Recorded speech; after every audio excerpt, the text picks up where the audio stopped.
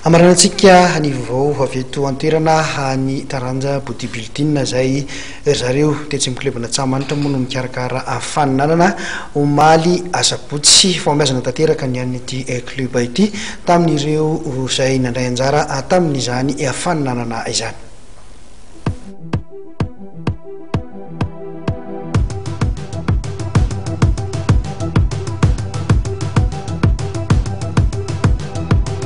Fombiazana tanteraka ny zava-bitan'ireo mpanao bodybuilding etsy amin'ny club na Tsahamanitra nandritra ny faninanana izay nokarakaran'izy ireo omaly sabotsy tetsy Tsahamanitra ihany. Miisa 720 ireo san'ireo nandray anjara.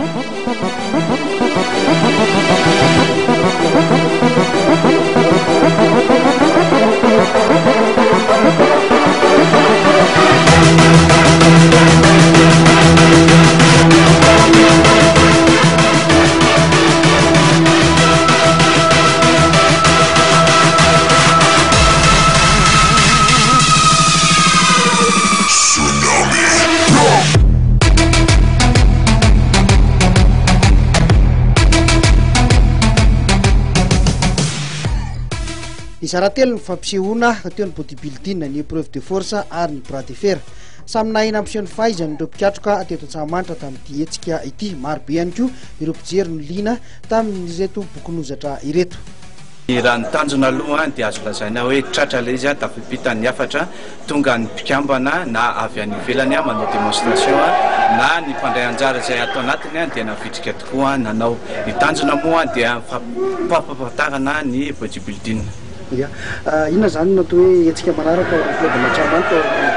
Ny hetsika manaraka akoatran'izay ataona isaky ny roa volana izay hazakazaka iarahana dia anao hetsika izay iarahana amin'ny club izay moa no tratrarinay ny club indray no asaina dia anao compétition miaraka amin'ny club izahay.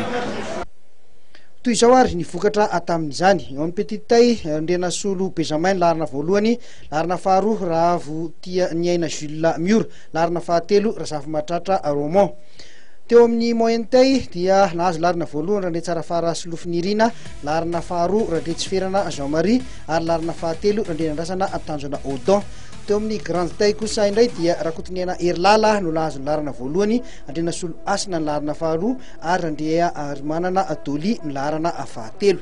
Teo amin'ny bras de fer nahazo ny larina voalohany Jean-Jacques Bien Andrenirina, larina faharoa Raintsoraka Afanomezatso ary larina fahatelo Rakotomalala Itenina. Teo amin'ny développé couché 20 kilao Robinson Randrenirina larina voalohany, faharoa 20 kilao raha Andrea Nantenaina ary larina fahatelo na lanja 20 kilao raha Andrea Maniraka Johnny. Teo amin'ny flexion scat la 500 kilao Rakotondrina Erinena ny larina voalohany, larina faharoa 20 kilao Rakotomalala Stefana ary larina fahatelo 25 kilao Rajarivo Julien.